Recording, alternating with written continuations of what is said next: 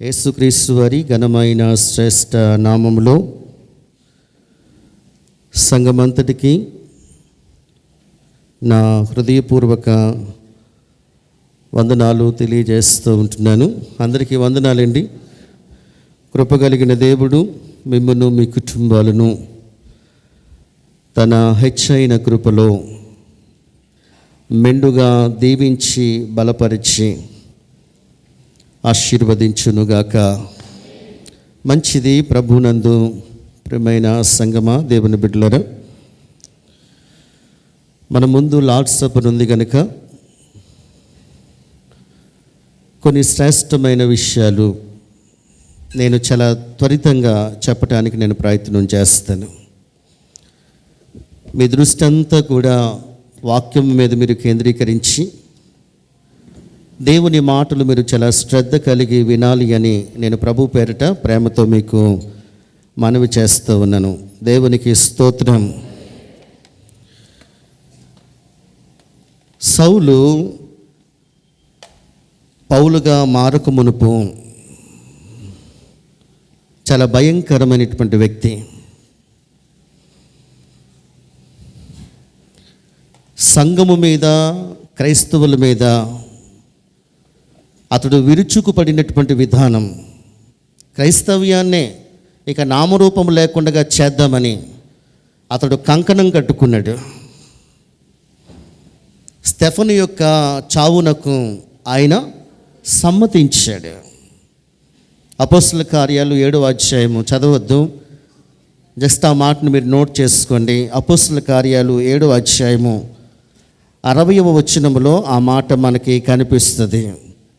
అతడు మోకాళ్ళు నీ ప్రభువా వారి మీద ఈ పాపం మోపకుమని గొప్ప శబ్దముతో పలికెను. ఈ మాట పలికి నిద్రించెను. సౌలు అతని చావునకు సమ్మతించెను. ఈ సౌలు పౌలుగా మారక మునుపు ఎంత భయంకరమైనటువంటి వ్యక్తి అంటే అతని గురించి మరొక మాట అపోస్తల కార్యాల్లో మీరు చదవాలి. 8వ అధ్యాయము 3వ వచనం. సౌలైతే ఇంటింటా జొచ్చి పురుషులను స్త్రీలను ఈడ్చుకొని పోయి చెరసాల్లో వేయించి సంఘమును చెప్పని ఏం చేస్తున్నాడు? పాడు చేస్తున్నాడు. ఇంటింటా జొచ్చి అతని యొక్క ప్రధాన ధ్యేయం ఏంటంటే సంఘమును చెప్పని ఏం చేయటం? పాడు చేయటం, క్రైస్తవ్యాన్నే లేకుండా చేయటం. దాని కొరకే తాకీదులు తీసుకున్నాడు. ఎవరి యొద్ద? ప్రధాన యాజకుల యొద్ద అధికారాన్ని పొందాడు. క్రైస్తవ్యాన్ని లేకుండా చేద్దామని, నామరూపం లేకుండా చేద్దామని. 9వ అధ్యాయం చూడండి, మొదటి 2 వచనాలు. సౌలు ఇంకను ప్రభు యొక్క శిష్యులను బెదిరించుటను హత్య చేయుటను తనకు ప్రాణాధారమైనట్టు ప్రధాన యాజకుల యొద్దకు వెళ్ళాడు. దేనికోసమంటే క్రైస్తవ్యాన్ని చెప్పని ఏం చేయడానికి? పాడు చేయటానికి. ఇలాంటి సౌలును దేవుడు ఎక్కడ దర్శించాడు? దమస్కులో దర్శించాడు. దమస్కులో ప్రభు సౌలుని దర్శించిన తర్వాత అతనికి చెప్పండి, ఎన్ని దినాలు అన్నపానాలు లేవు? 3 దినాలు అన్నపానాలు లేవు. చూపు లేక ఉన్నాడు. ఎక్కడికి నడిపించాడు దేవుడు? అతన్ని దమస్కులోనికి నడిపించాడు. క్లియర్గా మీరు 9వ అధ్యాయం చదివితే దేవుడే దమస్కులోనికి అతన్ని నడిపించినట్లుగా మనం లేఖనంలో చూస్తాం. ఈ మాటలన్నీ కూడా చెప్పటం యొక్క నా ఉద్దేశం ఏమిటంటే, యేసుక్రీస్తు ప్రభువారి తర్వాత అంత అద్భుతమైనటువంటి సేవ చేసినటువంటి వ్యక్తి అపోస్తలుడైనటువంటి పౌలు. అతను ఇంతకుముందు జీవితం ఏంటి? సౌలు సంఘాన్ని పాడు చేసినటువంటి వాడు, క్రైస్తవ్యాన్ని నామరూపం లేకుండా చేద్దామని కంకణం కట్టుకున్నటువంటి వాడు. అలాంటి వ్యక్తిని ఇక్కడి నుంచి నా మాటలు వినాలి.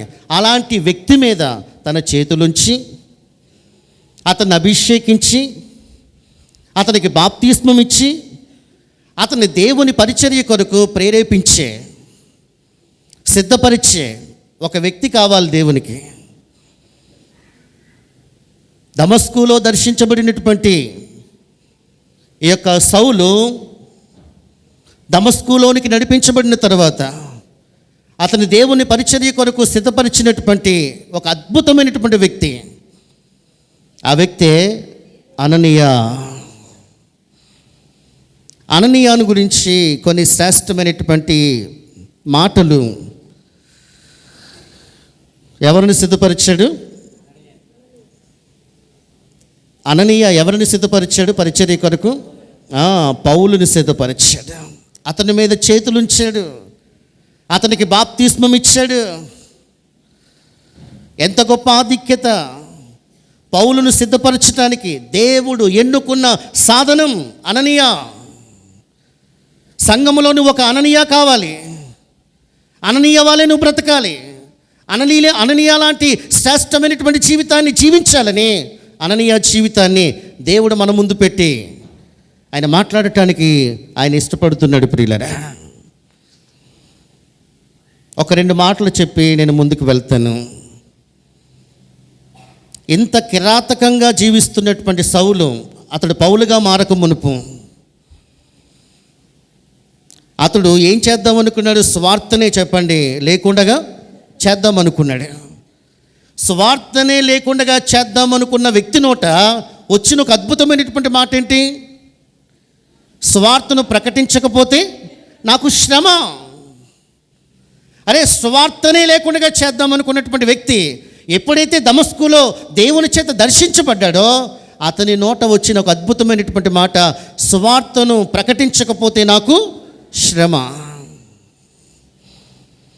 క్రైస్తవ్యాన్ని చెప్పండి ఏం చేద్దాం అనుకున్నాడు? ఇంకా సమాధి చేసేద్దాం అనుకున్నాడు, నామరూపం లేకుండా చేసేద్దాం అనుకున్నాడు.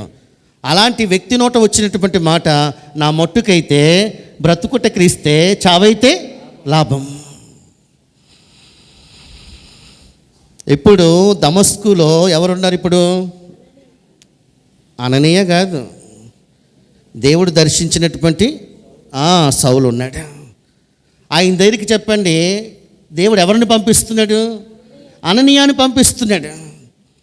అతని మీద చేతులుంచి అతని కొరకు ప్రార్థన చేసి అతనికి బాప్తిస్మం ఇచ్చి అతని పరిచర్య కొరకు సిద్ధపరిచేటటువంటి బాధ్యత దేవుడు ఎవరికి అప్పగిస్తూ ఉంటున్నాడు?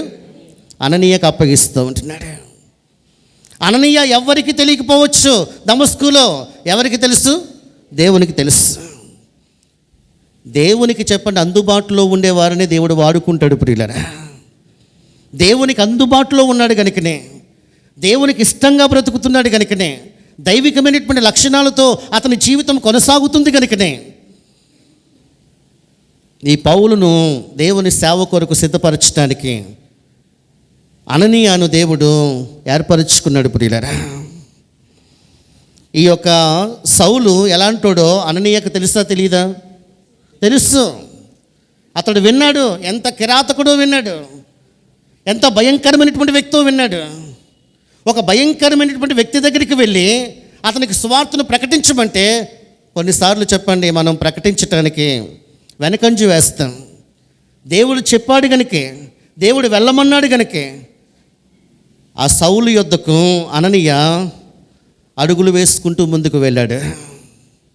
దేవుడు చెప్పాడు గనుక దేవుని మాటకు విధేయత చూపినటువంటి వాడిగా అననీయ జీవితం మనకి కనిపిస్తుంది. ప్రియులరా, అననీయ జీవితంలో నుంచి కొన్ని విలువైనటువంటి పాఠాలు, కొన్ని మాటలు ఉన్నప్పటికీ కూడా వాటిని నేను ఇంకా పొడిగించకుండా ఇంకా నేరుగా అననీయ జీవితంలో నుంచి కొన్ని పాఠాలు మనం నేర్చుకోవటానికి మనము ప్రయత్నం చేద్దాం.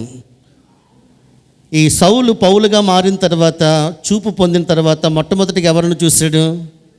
అననీయాని. అననీయ అనేటటువంటి మాటకి అర్థం ఏంటి? ఏంటమ్మా? కృప. కృప, దేవుని కృప, దేవుని అపరిమితమైనటువంటి కృపకు పాత్రుడిగా జీవించాడు. తన పట్ల దేవుని యొక్క కృప ఎంత శ్రేష్టమైనదో, ఉన్నతమైనదో దేవుడు తన పట్ల ఎట్టి కృపను చూపిస్తున్నాడో ఎరిగిన వాడే, ఆ కృపను రుచించినటువంటి వాడే ఆ కృప కొరకు, దేవుడు తన పట్ల చూపిస్తున్నటువంటి కృప కొరకు దేవునికి చాలా నమ్మకంగా ఇష్టడుగా అననీయ జీవిస్తూ ఉన్నాడు. అననీయ జీవితం ద్వారా దేవుడు నీకు నాకు నేర్పిస్తున్నటువంటి పాఠం ఏమిటో తెలుసా? అననీయ అనేటటువంటి పేరుకు దేవుని కృప అనేటటువంటి మాట అర్థమైతే దేవుడు మన పట్ల కూడా తన హెచ్చైనటువంటి కృప మన పట్ల చూపిస్తున్నాడు. ఆ కృపకు మనము పాత్రులుగా జీవిస్తున్నామా? ఆ కృపకు చెప్పండి, నమ్మకస్తులుగా మనం బ్రతుకుతున్నామా? ఇదిగో అననీయ దేవుడు తన పట్ల ఎట్టి కృపను చూపిస్తున్నాడో ఆ కృపను ఎరిగినవాడే, ఆ కృపను రుచించినటువంటి వాడే, ఆ కృపలో ఎదుగుతూ దేవునికి నమ్మకంగా బ్రతుకుతున్నాడు.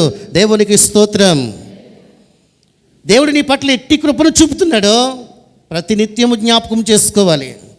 తన కృపచేత బలపరుస్తున్నాడు, తన కృపచేత మనల్ని సంరక్షిస్తున్నాడు, తన కృపచేత మన పట్ల అద్భుతాలు చేస్తున్నాడు, తన కృపచేత మన పట్ల ఊహించని కార్యాలు దేవుడు జరిగిస్తూ ఉన్నాడు. మన నోట చెప్పండి ఏదైనా మాట వస్తుందంటే దేవుడు నా పట్ల చెప్పండి ఏం చేశాడని చెప్తాం? తన కృపను బట్టి తన కార్యాన్ని జరిగించాడు. ప్రతి మాట సందర్భంలో మనం ఉపయోగించేటటువంటి మాట ఏంటంటే దేవుడు తన కృపను బట్టి నా పట్ల ఈ కార్యము చేశాడు, తన కృపను బట్టి నన్ను స్వస్థపరిచాడు, తన కృపను బట్టి నన్ను బలపరిచాడు, తన కృపను బట్టి నాకు ఉద్యోగాన్ని ఇచ్చాడు. పాట పాడినా మాట్లాడినా మన నోట వచ్చేటటువంటి మాట ఏంటి? కృప. మనం విలాప వాక్యాల్లో చదువుకున్నాం కదా, 3వ అధ్యాయము 22వ వచనం, యెహోవా కృపగలవాడు, ఆయన వాత్సల్యత ఎడతెగక నిలుచుచున్నది గనుక మనము నిర్మూలము కాలేదు. మనము నిర్మూలము కాకపోవటానికి ప్రధాన కారణం ఏంటంటారు? దేవుని కృప.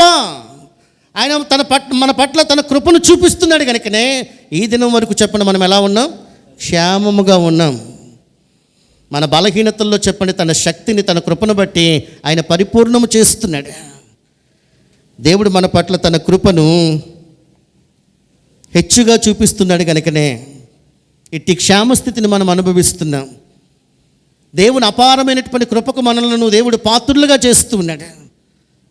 అవధులు లేని కృప మన పట్ల దేవుడు చూపిస్తూ ఉన్నాడు.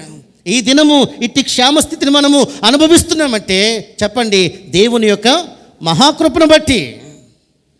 అలాంటి కృపకు పాత్రుడిగా చేయబడినటువంటి అననీయ దేవునికి చెప్పండి ఎలా జీవించాడు? నమ్మకంగాను ఇష్టంగాను జీవించాడు. ఎట్లా ఒక ప్రశ్న మిమ్మల్ని అడగాలనుకుంటున్నాను ప్రియులారా. ఏంటో తెలుసా? దేవుడు ఎంత కృప మన పట్ల చూపించాడు కదా, దేవునికి నమ్మకంగానే జీవిస్తున్నామా? దేవునికి ఇష్టంగానే బ్రతుకుతున్నామా? ఆయన సంతోషపెట్టేటటువంటి జీవితమైన మంది? ఈ ప్రశ్నలు వేసుకోవాలి. దేవుని కృపకు పాత్రులుగా చేయబడుతున్నటువంటి మనము దేవునికి ఇష్టంగా బ్రతకట్లేదు అనుకోండి, ఆ కృప మన జీవితంలో దుర్వినియోగం చేయబడుతుంది. ఈరోజు చాలామంది దేవుని కృపలో నుంచి తొలగిపోతున్నారు. దేవుని కృప యొక్క విలువ చాలామంది గుర్తించలేకపోతున్నారు. దేవుడు తన పట్ల మన పట్ల ఎంత కృప చూపించాడో చాలామందికి ఇంకా అర్థం కావట్లేదు. మనం ఊపిరి తీసుకొని ఊపిరిని వదులుతున్నామంటే దేవుని కృప. మాటల్లో చెప్పలేము ఆయన కృప. ఆ కృపను ఎరిగిన వాడే ఆ కృప కొరకు అననీయ ఎలా జీవిస్తూ వచ్చాడు? నమ్మకంగా జీవిస్తూ వచ్చాడు. లేఖనములో ఒక మాట, గలతీయులకు రాసినటువంటి పత్రిక 5వ అధ్యాయము 4వ వచనం, మీలో ధర్మశాస్త్రం వలన నీతిమంతులని తీర్చబడి వారెవరో వారు క్రీస్తులో నుండి బొత్తిగా వేరు చేయబడి ఉన్నారు, కృపలో నుండి తొలగిపోయి ఉన్నారు. ఈరోజు చాలామంది దేవుని కృపను అనుభవించి ఆ కృపలో నుంచి ఏమైపోయారు? తొలగిపోయారు. దేవుని కృపను మర్చిపోయారు. దేవుడు చెప్పని తమ పట్ల చేసినటువంటి కార్యాలు మర్చిపోయారు. అననీయ మర్చిపోయినటువంటి వాడు కాదు. తన యవ్వన ప్రాయము నుంచి దేవుని కృపను ఎరిగినటువంటి వాడిగా, అదే మనం చదువుకున్నటువంటి లేఖన భాగంలో యవ్వన ప్రాయములో కాడి మోయుట నరునికి మేలు. యవ్వన ప్రాయములోనే దేవుని పరిచర్య కొరకు తను సమర్పించుకున్న వాడిగా ఉన్నాడు. దేవుని కొరకు తన జీవితాన్ని సమర్పించుకొని దేవుని కొరకు నమ్మకంగా జీవిస్తున్న వాడిగా ఉన్నాడు. ఎవరండి? అననీయ. దేవుని కృపలో నుంచి తొలగిపోయినటువంటి వారంగా మనం ఉన్నామేమో ఒకసారి పరిశీలించుకోవాలి. దేవుడు మా పట్ల ఏం చేశాడండి? ఏ కార్యాలు చేశాడండి? ఏం పొందుకున్నామండి? ఏ అద్భుతాన్ని పొందుకున్నామండి? మా పిల్లలకు ఉద్యోగాలు వచ్చేయండి, మా పిల్లకి పెళ్ళి అయిందండి, మా కుమార్తెకి గర్భఫలం వచ్చిందండి. అలాగైతే భక్తులు చెప్పని వారి జీవితాల్లో ఏమీ లేకపోయినా దేవుడు వారి పట్ల ఏమై ఉన్నాడో గుర్తెరిగి దేవునికి కృతజ్ఞులై నమ్మకంగా జీవిస్తూ వచ్చాడు. ఒకసారి జ్ఞాపకం చేసుకో, దేవుడు నీ పట్ల ఏం చేశాడు. ఒక పేపర్ మీద రాసుకుంటే దేవుడు నీ పట్ల ఎన్ని కార్యాలు చేశాడో అవి లెక్కకు మించిన కార్యాలు, మాటల్లో చెప్పలేని కార్యాలు తన కృపను బట్టి దేవుడు మన పట్ల జరిగిస్తూ వచ్చాడు. అననీయ అనే మాటకు అర్థమేంటి? దేవుని కృప. దేవుని కృపకు అతడు పాత్రుడిగా జీవిస్తూ ఆ దేవుని కృపకై చెప్పండి చాలా నమ్మకంగా ఇష్టంగా అతడు బ్రతుకుతూ వచ్చాడు. అననీయ జీవితంలో మొట్టమొదటి పాఠం ఏమిటంటే, అననీయ జీవితంలో మనం నేర్చుకోవాల్సినటువంటి మొట్టమొదటి పాఠం అపోస్తల కార్యాలు. చాలా త్వరగా అపోస్తల కార్యాలు 9వ అధ్యాయము 10వ వచనం. దమస్కులో అననీయ అను ఒక శిష్యుడుండెను. ఇక్కడికి ఆగండి. ఒక శిష్యుడుండెను. ఎక్కడున్నాడు ఆయన? దమస్కులో ఉన్నాడు. ఒక శిష్యుణ్ణి దేవుడు చెప్పిన తన పని కొరకు వాడుకుంటున్న విధానం. శిష్యుడు అనేటటువంటి మాట అది ఆషామాషి కాదు ప్రియులరా. మొదట చెప్పండి మనం శిష్యులమైతేనే తర్వాత చెప్పండి ఏమవుతాం? క్రైస్తవులం అవుతాం. శిష్యుడంటే ఏంటి? శిష్యుడంటే ఏంటి? నేర్చుకునేవాడు, అనుకరించేవాడు, వెంబడించేవాడు, లోబడేవాడు. ఎవరి దగ్గర నేర్చుకుంటున్నాం మనం? నేను సాత్వికుడను, దీన మనస్సు గలవాడును, నా యొద్ద వచ్చి నా యొద్ద నేర్చుకోండి. శిష్యత్వపు పాఠాలు దేవుడు మనకు నేర్పిస్తాడు. నా ప్రశ్న ఏంటంటే, మొదట శిష్యుడా క్రైస్తవుడా? శిష్యుడే. మొదట మీరు శిష్యులయ్యారా? ప్రభువుకి మీరు శిష్యులయ్యారా? ఇదిగో దమస్కులో ఉన్నటువంటి అననీయ మొట్టమొదటిగా దేవునికి ఏమయ్యాడు? శిష్యుడయ్యాడు. శిష్యుడిగా పాఠాలు నేర్చుకున్నాడు, దేవునికి లోబడ్డాడు, దేవుని అనుకరించాడు. ఆ దైవికమైనటువంటి గుణలక్షణాలన్నింటినీ కూడా తన జీవితంలోనికి అన్వయింపు చేసుకుని బ్రతికాడు. శిష్యత్వపు పాఠాలు నేర్చుకోకుండా క్రైస్తవులుగా మనం చలామణి అయిపోతే అక్కడే మనం ఫెయిల్ అయిపోతున్నాం. మనం శిష్యులుగా ముందు చెప్పండి శిష్యత్వపు పాఠాలు మనం నేర్చుకుంటే క్రైస్తవ్యంలో మనం స్థిరంగా ఉంటాం, దేవునికి మహిమకరంగా మనం జీవిస్తాం. శిష్యత్వపు పాఠాలు మనం నేర్చుకోకపోతే క్రైస్తవ్యంలో మనం స్థిరంగా దేవునికి మహిమకరముగా జీవించలేం ప్రియులరా. శిష్యుడికి ఉండేటటువంటి ఒక 3 లక్షణాలు చెప్తాను ప్రియులరా. శిష్యుడికి ఉండేటటువంటి 3 లక్షణాలు ఏంటో తెలుసా? మొట్టమొదటి లక్షణం చూడండి ప్రియులరా. శిష్యునికి ఉండే మొట్టమొదటి లక్షణాన్ని మనం చూడడానికి ప్రయత్నం చేద్దాం. యోహాను సువార్త 13వ అధ్యాయము 35వ వచనం. మీరు ఒకని ఎడల ఒకడు ప్రేమ గలవారైన ఎడల దీనిని బట్టి మీరు నా శిష్యులని అందరూ తెలుసుకుంటారు. శిష్యుడికి ఉండేటటువంటి మొట్టమొదటి శ్రేష్టమైనటువంటి అనుభవం ఏంటి? ప్రేమ. ఎలాంటి ప్రేమ? దైవికమైన ప్రేమ. అందరి ఎడల ఒకే ప్రేమ. అందులో స్వార్థం ఉండదు, అందులో అసూయ ఉండదు. ఈరోజు మనుషుల యొక్క ప్రేమల్లో చెప్పండి స్వార్థం. ఒకరిని ఒకలాగా మరొకరిని మరోలాగా స్వార్థపూరితమైనటువంటి ప్రేమలు, అసూయ ద్వేషాలతో నిండుకున్నటువంటి మనిషి దైవికమైనటువంటి ప్రేమ వారి హృదయాలలో లేదు. వారు చెప్పండి దేవునికి ఏం కాలేరు? శిష్యులు కాలేరు.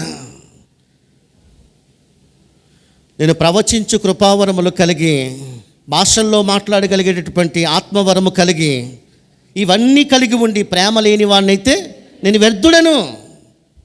క్రీస్తు ప్రేమ మనలో పరిపూర్ణం కావాలి. దేవుని పాదాల చెంతకు వస్తున్నటువంటి మన జీవితాలలో క్రీస్తు ప్రేమ అది నింపబడాలి. ఈరోజు చాలామందిలో క్రీస్తు ప్రేమ లేదు ప్రియులరా. అందుకోసమే శత్రువుల్ని ఏం చేయలేకపోతున్నారు. క్రీస్తు ప్రేమ మనలో ఉంటే చెప్పండి శత్రువుల్ని ఏం చేయగలుగుతాం? క్షమించగలుగుతాం, వారి కొరకు ప్రార్థించగలుగుతాం. ఇంకో శిష్యుడికి ఉండాల్సినటువంటి లక్షణాన్ని గురించి ప్రభు చెప్తున్నాడు. మీరు ఒకరిని ఎడల ఒకడు ప్రేమ గలవారైన ఎడల దీన్ని బట్టి మీరు నా శిష్యులని అందరూ తెలుసుకుంటారు. క్రీస్తు ప్రేమ మనలో పరిపూర్ణమైందా? ప్రేమ కలిగే మనము జీవిస్తున్నామా?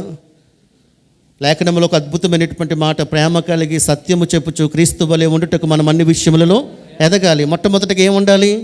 ప్రేమ ఉండాలి. ప్రేమ లేని వాడినైతే నేను వ్యర్థుడను. ఒక శిష్యునికి చెప్పండి ఉండాల్సినటువంటి ప్రాథమిక లక్షణం ఏంటంటే క్రీస్తు ప్రేమ చేత నింపబడాలి. అద్భుతంగా పాడి, అద్భుతంగా ప్రార్థన చేసి, అద్భుతంగా బోధించి క్రీస్తు ప్రేమ మన జీవితంలో లేకుండా ఇంకా అసూయతో, ద్వేషముతో, స్వార్థముతో, దేవునికి విరోధమైనటువంటి లక్షణాలతో మనము జీవిస్తున్నామంటే మనము శిష్యులము కాలేము. అననీయాలో చెప్పండి ఏది స్పష్టంగా ఉంది? క్రీస్తు ప్రేమ పరిపూర్ణంగా ఉంది. రెండవ లక్షణాన్ని మనం చూద్దాం. రెండవ లక్షణాన్ని లూకాసు వార్త 14వ అధ్యాయము 33వ వచనం. ఆ ప్రకారమే మీలో తనకు కలిగిన దంతయు విడిచిపెట్టని వాడు నా శిష్యుడు కానేరడు. విడిచిపెట్టడం అంటే ఏంటి? ప్రభు దగ్గరికి వచ్చిన తర్వాత చెప్పండి లోకం కావాలి, దేవుడు కావాలంటే కుదరదు. ఇప్పుడు అన్నీ కావాలి. దేవుని పిల్లలే అన్నీ కావాలి. దేవునికి విరోధమైనవి కావాలి, దేవునికి ఆయాసకరమైనవి కావాలి, దేవునికి దుఃఖాన్ని కలిగించేటటువంటివి ఎన్నో మన జీవితాల్లో మనము కలిగి ఉంటున్నాం.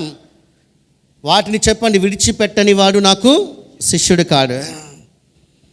విడిచిపెట్టేయాలి. విడిచిపెట్టేసామా? ఈరోజు చాలామంది విడిచిపెట్టలేకపోతున్నారు. నిజ క్రైస్తవునిగా బ్రతకాలంటే, ఒక శిష్యునిగా శిష్యత్వపు పాఠాలు నువ్వు నేర్చుకోవాలంటే, అననీయ వంటి శ్రేష్టమైనటువంటి అనుభవంలోనికి నువ్వు రావాలనంటే, అననీయ సమస్తాన్ని విడిచిపెట్టి దమస్కులో ఒక శిష్యుని వలె ఏ రీతిగానైతే సమస్తాన్ని విడిచిపెట్టి దేవుని కోసం నమ్మకంగా జీవిస్తూ వచ్చాడో అదే రీతిగా నువ్వు కూడా చెప్పండి జీవించాలి. కొంతమంది విడిచిపెట్టట్లేదు ప్రియులరా, విడిచిపెట్టట్లేదు. ఏం విడిచిపెట్టట్లేదో వాళ్ళకే బాగా తెలుసు, వారి మనస్సాక్షికే బాగా తెలుసు. దేవుని సన్నిధిలో తమను తాము పరిశీలించుకుంటే దేన్ని విడిచిపెట్టలేకపోతున్నారో దేవుడు స్పష్టంగా నీతో మాట్లాడుతున్నాడు. విడిచిపెట్టలేని వాడు ఇక్కడ ఏమన్నాడు? నా శిష్యుడు కానేరడు. మత్తయి సువార్త 16వ అధ్యాయము, మత్తయి సువార్త 16వ అధ్యాయము 24వ వచనం. అప్పుడు యేసు తన శిష్యులను చూచి ఎవడైనను నన్ను వెంబడింపకూడని ఎడల తన్ను తాను ఉపేక్షించుకొని తన సిలువనెత్తుకొని చెప్పండి నన్ను ఏం చేయాలి? వెంబడించుకోవాలి. అక్కడ ఒక మాట అండర్లైన్ చేసేలా, ఉపేక్షించుకొని. అంటే నీ హృదయం నిండా చెప్పండి ఎవరు ఉండాలి? దేవుడు ఉండాలి. నీ ఆలోచన నిండా దేవుడు ఉండాలి. వేరే వాటికి చోటు ఇస్తున్నామంటే, దేవునికి విరోధమైనటువంటి వాటికి చోటు ఇస్తున్నామంటే, వాటిని ఉపేక్షించలేకపోతున్నామంటే, ఇంకా లోకాన్ని వెంబడిస్తున్నామంటే దేవునికి చెప్పండి నువ్వేం కాలేవు, శిష్యుడు కాలేవు. అంటే ఎన్ని బోధలు వింటున్నా కానీ క్రీస్తుని వెంబడించలేకపోతున్నావంటే, నిన్ను నువ్వు ఉపేక్షించుకోలేకపోతున్నావంటే, శిష్యత్వ పాఠాలు నేర్చుకునేటటువంటి అనుభవంలోనికి రాలేకపోతున్నావంటే, అననీయ లాంటి జీవితాన్ని మనం ఎప్పుడు జీవిస్తాం? దమస్కులో ఉన్నటువంటి అననీయాని దేవుడు దర్శించినప్పుడు, దేవుడు తన పని కొరకు వాడుకున్నప్పుడు, ఒక పౌలుని చెప్పిన దేవుని సేవ కొరకు సిద్ధపరచడానికి దేవుడు ఏర్పరచుకున్నటువంటి సాధనంగా అననీయ ఉన్నప్పుడు దేవుడు నిన్ను కూడా వాడుకోవాలనుకుంటున్నాడు. తన పని కొరకు వాడుకోవాలనుకుంటున్నాడు. నువ్వు జీవించే జీవితాన్ని బట్టే దేవుడు నిన్ను నన్ను చెప్పని ఏం చేసుకుంటాడు? వాడుకుంటాడు. ప్రియులరా, మూడవ అనుభవాన్ని చెప్తాను. రెండు అనుభవాలేని ఏం చేయాలి? సమస్తాన్ని చెప్పండి విడిచిపెట్టి మనల్ని మనం ఏం చేసుకోవాలి? ఉపేక్షించుకోవాలి. మూడవ అనుభవం, శిష్యునికి ఉండే మూడవ అనుభవం, యోహాను సువార్త 15వ అధ్యాయము 8వ వచనం. మీరు బహుగా ఫలించటం వలన నా తండ్రి మహిమపరచబడును, ఇందువలన మీరు నా శిష్యులు. అంటే ఫలించడం అంటే ఏంటి? ఫలించడం అంటే ఏంటి? ఆత్మ సంబంధంగా ఫలించటం. ఆత్మఫలం ఏమనగా ప్రేమ, సంతోషము, సమాధానము, దీర్ఘశాంతము, దయాలత్వము. ఈ లక్షణాలన్నింటిలో చెప్పండి మనము ఫలిస్తూ రావాలి, ఆధ్యాత్మికంగా ఎదుగుతూ రావాలి. ఆత్మీయంగా ఫలించేవాడే నాకేమవుతాడు? శిష్యుడవుతాడు. సంవత్సరాలు దొర్లిపోతున్నాయి, ఆత్మీయంగా ఎదుగుతున్నామా? ఆత్మలో వర్ధిల్లుతున్నామా? ఆధ్యాత్మిక లోతుల్లోనికి నడిపించబడుతున్నామా? దేవునికి మహిమకరముగా జీవించగలుగుతున్నామా? నేను ఆత్మీయంగా ఎదుగుతున్నానండి, ఆత్మలో ఫలిస్తున్నానండి, ఆధ్యాత్మిక జీవితంలో అంతకంతకు ఎదిగేటటువంటి శిష్యుడిగా జీవిస్తున్నానని మాట నువ్వు చెప్పగలుగుతావా? ఇక్కడ దేవుడు ఎవరిని బట్టి మహిమ పొందుకుంటాడంట? మీరు బహుగా ఫలించడం వల్ల నా తండ్రి మహిమపరచబడును, ఇందువలన మీరు నా శిష్యులు. ఎప్పుడు దేవునికి మహిమ? నువ్వు ఆత్మీయంగా ఎదుగుతున్నప్పుడు. భౌతిక సంబంధమైనటువంటి ఆశీర్వాదం మనుషులు చూస్తారేమో, ఆధ్యాత్మికంగా నువ్వు ఎదగటాన్ని దేవుడు చూస్తాడు. ఎంత ఎదుగుతున్నాం ఆత్మీయంగా? సంవత్సరాలు దొరికిపోతున్నాయి. రక్షించబడి 15 సంవత్సరాలు అయింది, 20 సంవత్సరాలు అయింది, 25 సంవత్సరాలు అయింది. ఆత్మీయంగా ఫలింపు లేకపోతే నాలో ఫలింపుని ప్రతి తీగనైనా తీసి పారివేస్తాడు. ఈ సంవత్సరానికి ఎందుకు ఉండనిచ్చాడంటే నువ్వు చెప్పండి, ఏమవ్వాలని? ఫలించాలని. అననీయ జీవితంలో మనం నేర్చుకునేటటువంటి మరో శ్రేష్టమైన పాఠం, మొట్టమొదటి పాఠం ఏంటి?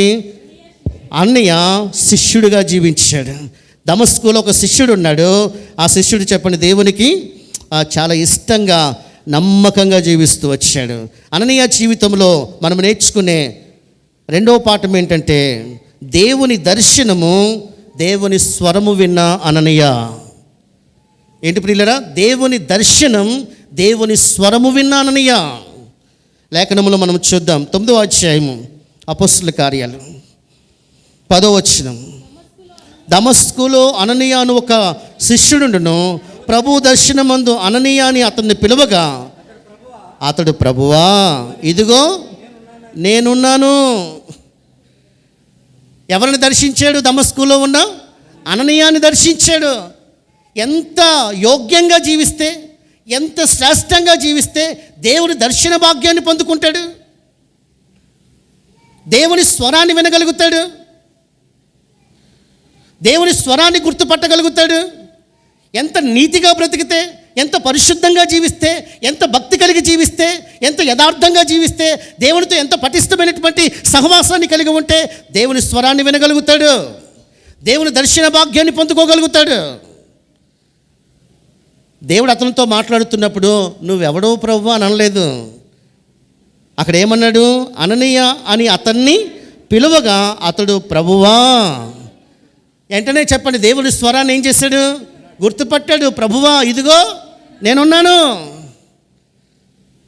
ఎవరిని పిలుస్తున్నాడు? దమస్కులో ఉన్న అననీయాని పిలుస్తున్నాడు. దమస్కులో చాలామంది ఉంటుండగా అననీయానే దేవుడు ఎందుకు దర్శించాడు? అననీయానే దేవుడు ఎందుకు పిలిచాడు? అంత నీతియుక్తంగా అననీయ జీవిస్తూ వచ్చాడు, అంత పరిశుద్ధంగా అననీయ జీవిస్తూ వచ్చాడు, దేవునితో పటిష్టమైనటువంటి సహవాసాన్ని అననీయ కలిగి జీవిస్తూ వచ్చాడు. దేవుని దర్శన భాగ్యాన్ని మనం పొందుకోవాలంటే దేవునితో పటిష్టమైనటువంటి సహవాసాన్ని మనము కలిగి ఉండాలి. దేవా నన్ను దర్శించంటే దేవునితో చెప్పండి. ఎవరైతే పటిష్టమైనటువంటి సహవాసాన్ని కలిగి జీవిస్తారో, పరిశుద్ధంగా జీవిస్తారో, నీతిగా జీవిస్తారో దేవుడు చెప్పండి వారిని ఏం చేస్తాడు? దర్శిస్తాడు.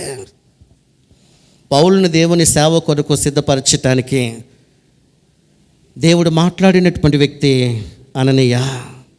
ఎంత చక్కగా వ్రాయబడిందో.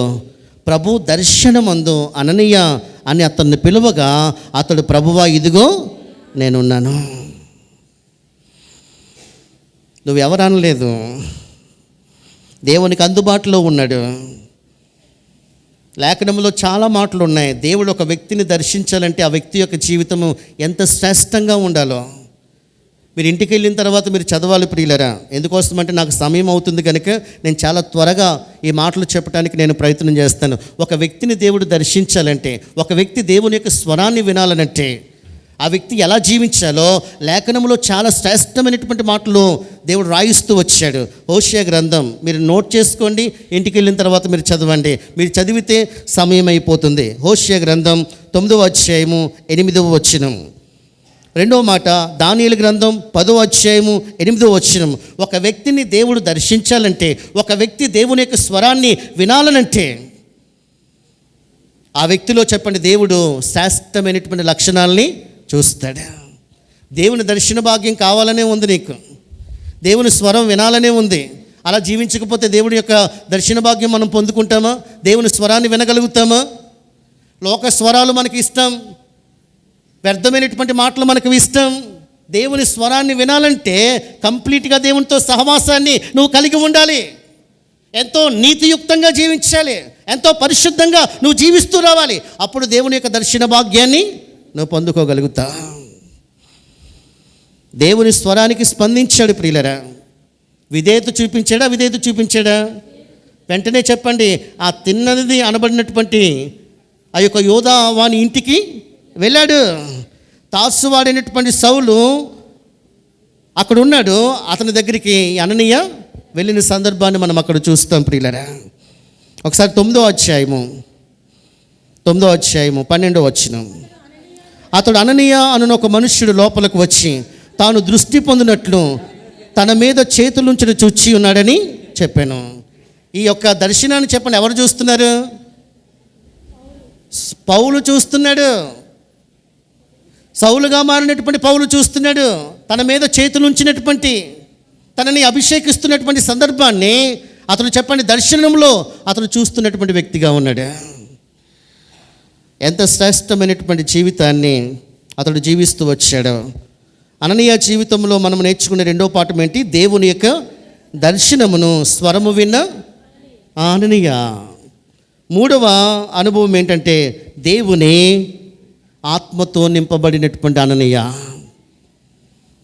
ఏంటి ప్రియులారా? దేవుని ఆత్మతో నింపబడినటువంటి అననీయ. అపోస్తలుల కార్యములు 9వ అధ్యాయము 17వ వచనం. అననీయ వెళ్ళి ఆ ఇంట ప్రవేశించి అతని మీద చేతులుంచి, సౌలా, సహోదరుడా, నీవు వచ్చిన మార్గములో నీకు కనబడినటువంటి ప్రభువైన యేసు నువ్వు దృష్టి పొంది పరిశుద్ధాత్మతో నింపబడినట్లు అబ్బా నన్ను పంపి ఉన్నాడు. అంటే ఇప్పుడు చెప్పండి, అక్కడికి వెళ్ళటం వల్ల పరిశుద్ధాత్ముడు చెప్పండి ఎవరి మీదకి వస్తాడు? సౌలు మీదకి రావాలంటే ఎవరు వెళ్ళాలి? అననీయ వెళ్ళాలి. అతని మీద చేతులు ఉంచినప్పుడు పౌలు మీదకి చెప్పండి ఏమొచ్చింది? పరిశుద్ధాత్మ దిగి వచ్చింది. అంత ఎనాయింటింగ్ పర్సన్, పరిశుద్ధాత్మతో నింపబడినటువంటి వ్యక్తి అయినా ఎంత చక్కగా ఉందో చూడండి ప్రియులారా. మరోసారి మీరు చదివితే మీకు అర్థమవుతుంది. అననీయ వెళ్ళి ఆ ఇంట ప్రవేశించి అతని మీద చేతులుంచి, సౌలా, సహోదరుడా, నీవు వచ్చినటువంటి మార్గములో నీకు కనబడిన ప్రభువైన యేసు నీవు దృష్టి పొంది పరిశుద్ధాత్మతో నింపబడినట్లు. ఎవరిని పంపించాడంట? నన్ను పంపించాడు. దేంతో నింపబడినట్లు అంటే చెప్పండి, అననీయకి ఏముంది? పరిశుద్ధాత్మ ఉంది. అతని మీద చెప్పండి చేతులుంచగానే అతనిలోనికి చెప్పండి ఏమి వెళ్తుంది? హోలీ స్పిరిట్. అంత దేవుని ఆత్మ కలిగినటువంటి వాడు. అంటే అననీయ వలె చెప్పండి దేవుని దర్శనం కలిగినటువంటి వ్యక్తిగా, దేవుని స్వరము వినేటటువంటి వ్యక్తిగా, దేవుని ఆత్మ చేత నింపబడేటటువంటి వ్యక్తివి కావాలి. అలాంటి వ్యక్తిగా అననీయ జీవిస్తూ వచ్చాడు కనుకనే సౌలుని పౌలుగా దేవుడు మార్చిన తర్వాత తన పరిచర్య కొరకు దేవుడు ఎవరిని వాడుకుంటూ వచ్చాడు? అననీయాని వాడుకుంటూ వచ్చాడు. లేఖనములో ఒక సందర్భాన్ని మనం చూద్దాం. అపోస్తలుల కార్యములు 8వ అధ్యాయము 17వ వచనం. అప్పుడు పేతురు యోహానును వారి మీద చేతులుంచగా వారు పరిశుద్ధాత్మను పొందిరి. చేతులుంచినప్పుడు చెప్పండి ఏం పొందారు? పరిశుద్ధాత్మను పొందారు. ఇక్కడ అననీయ పౌలు మీద చెప్పండి చేతులుంచినప్పుడు పౌలు ఏం పొందాడు? అబ్బా, యేసుక్రీస్తు ప్రభు వారి తర్వాత గొప్ప సేవ చేసినటువంటి ఒక వ్యక్తిని దేవుని సేవ కొరకు సిద్ధపరచడానికి దేవుడు ఏర్పరచుకున్న సాధనం, బలమైనటువంటి దేవుని ఆత్మచేత నింపబడినటువంటి వ్యక్తి ఎవరండి? అననీయ. అననీయ. మనము ఏం కావాలి? అననీయ వలె పరిశుద్ధాత్మతో నింపబడినటువంటి వ్యక్తులము కావాలి. లేఖనములో ఎఫెసీయులకు రాసినటువంటి పత్రిక నోట్ చేసుకోండి. 5వ అధ్యాయం 18వ వచనంలో ఆత్మపూర్ణులై ఉండండి. లూకాసు వార్త 11వ అధ్యాయము, నేను ముగింపులోనికి వస్తున్నాను, 5 నిమిషాల్లో నేను ముగించేస్తాను ప్రియులారా. లూకాసు వార్త 11వ అధ్యాయము, లూకాసు వార్త 11వ అధ్యాయము 13వ వచనం. లూకాసు వార్త 11వ అధ్యాయం 13వ వచనం. పరలోకమందున్నటువంటి మీ తండ్రి తన్ను అడుగువారికి పరిశుద్ధాత్మని ఎంతో నిశ్చయముగా అనుగ్రహిస్తాడు. ఏం అడగాలి? మాట్లాడేటండి. ఏం అడగాలి? పరిశుద్ధాత్మను అడగాలి. ఎంతో నిశ్చయముగా అనుగ్రహిస్తాడు. అననీయాలో మనం నేర్చుకునే 3వ శ్రేష్టమైనటువంటి పాఠం ఏంటంటే దేవుని ఆత్మచేత నింపబడినటువంటి అననీయ. 4వ శ్రేష్టమైన పాఠం అపోస్తలుల కార్యాలు. త్వరగా అపోస్తలుల కార్యాలు 22వ అధ్యాయము. అపోస్తలుల కార్యములు 22వ అధ్యాయం. అక్కడే 2 లక్షణాలు ఉన్నాయి. దాన్ని నేను చాలా క్లుప్తంగా చెప్పి ముగించేస్తాను. 22వ అధ్యాయం 12వ వచనం. అంతటా ధర్మశాస్త్రము చొప్పున భక్తిపరుడును అక్కడ కాపురమున్న యూదులందరి చేత మంచి పేరు పొందిన వాడినైనా అననీయ అను ఒకడు నా యొద్దకు వచ్చి నిలిచి. అననీయాలో చెప్పండి, అక్కడ 2 క్యారెక్టర్స్ ఉన్నాయి. ఒకటేంటి? భక్తిపరుడు. రెండవది మంచి పేరు పొందినటువంటి వాడు. అననీయ జీవితంలో 4వ శ్రేష్టమైనటువంటి పాఠం ఏమిటంటే అతడు భక్తిపరుడు. భక్తిపరుడు. ఎవరు కావాలి దేవునికి? భక్తిపరులు కావాలి. దేవుడు చెప్పండి, తన పరిచర్య కొరకు ఎవరిని వాడుకుంటాడంటే భక్తిగా జీవించేవారిని దేవుడు వాడుకుంటాడు. దైవ భక్తి విషయంలో చెప్పండి, మిమ్మల్ని మీరే చెప్పండి, ఏం చేసుకోండి? సాధకము చేసుకోండి. 1 తిమోతికి రాసినటువంటి పత్రిక 4వ అధ్యాయము 8వ వచనంలో ఆ దైవభక్తి చెప్పండి. ఈ లోకమందును పరలోకమందును అన్ని విషయంలో చెప్పండి మీకు ఏమవుతుంది? ప్రయోజనకరం. ఎంతకీ భక్తి అంటే ఏంటి? భక్తి అంటే ఏంటి? నేను చెప్పమంటారా? భక్తి అంటే ఏంటో, భక్తి కొలమానం ఏంటో చెప్పమంటారా? మన నోరే. నువ్వు భక్తిపరుడు అని ఎలా తెలుస్తుంది తెలుసా? నీ నోరును బట్టి తెలుస్తుంది, నీ ప్రత్యేకింపబడినటువంటి జీవితాన్ని బట్టి తెలుస్తుంది. అక్కడ 2 మాటలు మీకు చదివిస్తాను ప్రియులారా. యాకోబు రాసినటువంటి పత్రిక 1వ అధ్యాయం 26-27 వచనాలు. ఎవడైనను నోటికి కళ్ళెము పెట్టుకొనక తన హృదయమును మోసపరుచుకొనొచ్చు, భక్తి గలవాడనని అనుకుని నీర్లా వాని భక్తి వ్యర్థమే. నోటికి ఏం పెట్టుకోవాలి? కళ్ళెం పెట్టుకోవాలి. ఎలా పడితే అలా మాట్లాడేవాడు భక్తి కలిగినటువంటి వాడు కాదు. మీ నోట చెప్పండి, ఏ మాటలు రావాలి? ఎల్లప్పుడూ చెప్పండి, మీ మాట కృపాసహితముగాను ఎల్లప్పుడూ రుచి కలిగినదిగాను ఉండాలి. రెండవది అక్కడ ఏం చెప్పాడు? 27, తండ్రి అయిన దేవుని ఎదుట పవిత్రమును నిష్కలంకమునైనటువంటి భక్తి ఏదనగా దిక్కులేని పిల్లలను విధవరాండ్రులను వారి ఇబ్బందుల్లో పరామర్శించుటయు ఇహలోక మాలిన్యము తన కంటకుండగా తను తాను కాపాడుకొనుటయే దేవుని ఎదుట నిష్కలంకమైన భక్తి. అంటే సపరేట్గా ఉండాలి, సపరేట్గా ఉండాలి ప్రియులరా. సంతుష్టి సహితమైనటువంటి దైవ భక్తి అది గొప్ప లాభ సాధనం. ఇంటికి వెళ్ళిన తర్వాత ఈ మాట మీరు నోట్ చేసుకుని చదవండి. 1 తిమోతికి రాసినటువంటి పత్రిక 5వ అధ్యాయం 4వ వచనంలో మన ఇంట్లో నుంచే మన భక్తి చెప్పండి మొదలవ్వాలి. మన ఇంట్లో లేనటువంటి భక్తి మందిరంలో కనిపించదు, మన ఇంట్లో లేనటువంటి భక్తి ఆఫీసులో కనిపించదు, మన ఇంట్లో లేనటువంటి భక్తి ఇరుగు పొరుగు వారి మధ్య కనిపించదు. మన భక్తి మన పిల్లల ముందు మన భక్తి చెప్పండి మన ఇంట్లో నుంచే మొదలవ్వాలి. అది భక్తి. దైవ భక్తిని చెప్పండి మీరు సాధకం చేయాలి. కొంతమంది భక్తి చెప్పండి ఇంట్లో కనిపించదు, పిల్లలే సాక్ష్యం చెప్పలేరు. అలాంటి భక్తి చెప్పండి భక్తి కానే కాదు. పిల్లల ముందు చెప్పండి సినిమాలు, పిల్లల ముందు సీరియళ్ళు, పిల్లల ముందు బూతులు, పిల్లల ముందు చెప్పండి ప్రవర్తించకూడనటువంటి రీతిగా ప్రవర్తించడం అది భక్తి అనిపించుకోదు. మన భక్తి చెప్పండి మన పిల్లల ముందు సాక్ష్యార్థంగా ఉండాలి. అర్థమైతే దేవునికి స్తోత్రం చెప్పు. హల్లెలూయా. అతడు చెప్పండి లాస్ట్గా అననీయ జీవితంలో అతడు మంచి పేరు పొందినటువంటి వాడు. పేరు ఎలా వస్తుంది? మంచి పేరు ఎలా వస్తుంది? డబ్బులను బట్ట, ఆస్తులను బట్ట, అధికారాన్ని బట్ట? చెప్పమంటారా? క్రీస్తులో ఉంటే వస్తుంది.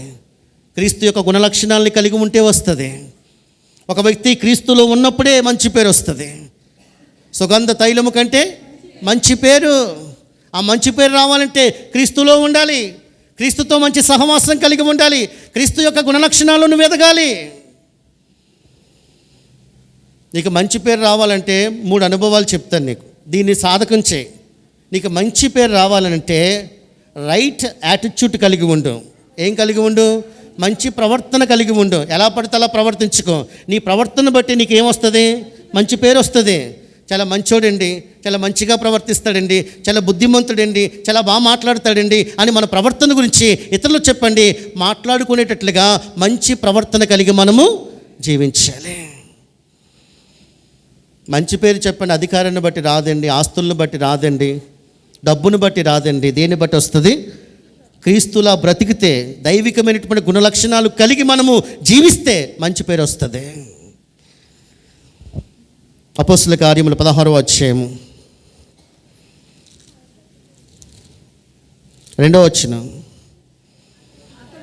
అతడు లుస్త్రాలోను ఇకోనియాలోను ఉన్న సహోదరుల వలన మంచి అతడు లుస్త్రాలోను ఇకోనియాలోను ఉన్న సహోదరుల వలన చెప్పని ఏం పొందినవాడు? అంటే ఇకోనియాలోను లుస్త్రాలోను అతనికి చెప్పని ఏముంది? ఎవరైనా తిమోతి మంచి పేరు పొందినటువంటి వాడు. ఉందా మంచి పేరు మనకి? సంఘం వెలుపలుందా? మనము జాబ్ చేస్తున్నటువంటి ప్లేస్లో మనకి మంచి పేరు ఉందా? మంచి సాక్ష్యం ఉందా? మంచి మాదిరిని కనుపరుస్తున్నామా? అననీయ చెప్పండి, అతడు భక్తి గలవాడు, మంచి పేరు పొందినటువంటి వాడు. రెండవది మంచి ప్రవర్తన ఉండాలన్నాను. తర్వాత మన గురించి చెప్పండి, మంచి పేరు ఉండాలంటే సత్క్రియలు చేయాలి. ఏం చేయాలి? సత్క్రియలు చేయాలి. అంటే మత్తయి సువార్త 5:16 ప్రకారంగా మీ సత్క్రియలు పరలోకమందున్నటువంటి మీ తండ్రిని మహిమపరిచినట్లు వారి ఎదుట మీ వెలుగును. మన సత్క్రియలే మనలను గురించి ఏమిస్తాయి? తబితాను గురించి చెప్పండి, ఆ యొక్క విధవరాలు ఏమిచ్చారు పేతురు దగ్గర? సాక్ష్యం ఇచ్చారు. ఇదిగో మాకు అంగీలు కుట్టించింది, మాకు వస్త్రాలు కుట్టించింది అని చనిపోయినటువంటి ఆ తబితాను గురించి పేతురుతో సాక్ష్యం చెప్తున్నారు. నువ్వు లేకపోయినా నీ క్రియలు నీ గురించి మాట్లాడుకుంటాయి. లాస్ట్గా మంచి అలవాట్లు ఉండాలి. ఏముండాలి? గుడ్ హ్యాబిట్స్ ఉన్నాయి. మంచి అలవాట్లు, మంచి పేరు రావాలంటే మంచి అలవాట్లు ఉండాలి. మంచి అలవాట్లు అంటే ఏంటి? ఉదయాన్నే లేవగానే మీరు పూర్తి చేయండి. ఉదయాన్నే లేవగానే ప్రార్థన లేకుండగా, ఉదయాన్నే లేవగానే వాక్యం చదవకుండగా మన దినాన్ని ప్రార్థనతో ప్రారంభించాలి. మంచి అలవాట్లు, ఉపవాస అనుభవాన్ని కలిగి ఉండటం, వాక్యాన్ని ధ్యానించటం, ప్రార్థన చేసుకోవటం, సద్భక్తులతో సహవాసం చేయటం, దేవుని సన్నిధిలో ఎక్కువగా గడపటం, ఎక్కడ ప్రార్థన జరిగినా కానీ అక్కడికి వెళ్ళి ఆధ్యాత్మికంగా బలపడటానికి ఒక తీవ్రత కలిగి ఉండటం. ఇవే అలవాట్లు, మంచి అలవాట్లు. 2 మాటలు చెప్పాను. ఒకటి, అతడు భక్తి గలవాడు అననీయ. రెండవది, మంచి పేరు పొందినటువంటి వాడు. ఎన్నొచ్చాయి అననీయ జీవితంలో నుంచి? 5 లక్షణాలు. ఒకడు శిష్యుడిగా ఉన్నాడు, దేవుని దర్శనం కలిగినటువంటి వాడిగా, దేవుని స్వరము విన్నటువంటి వాడిగా, దేవుని ఆత్మచేత నింపబడినటువంటి వాడిగా, భక్తి కలిగినటువంటి వాడిగా, దేవుని చేత మంచి పేరు పొందినటువంటి వాడిగా. అలా మనం జీవించటానికి పరిశుద్ధాత్ముడు మనందరినీ బలపరిచి ఆశీర్వదించి నడిపించునుగాక. ఆమేన్.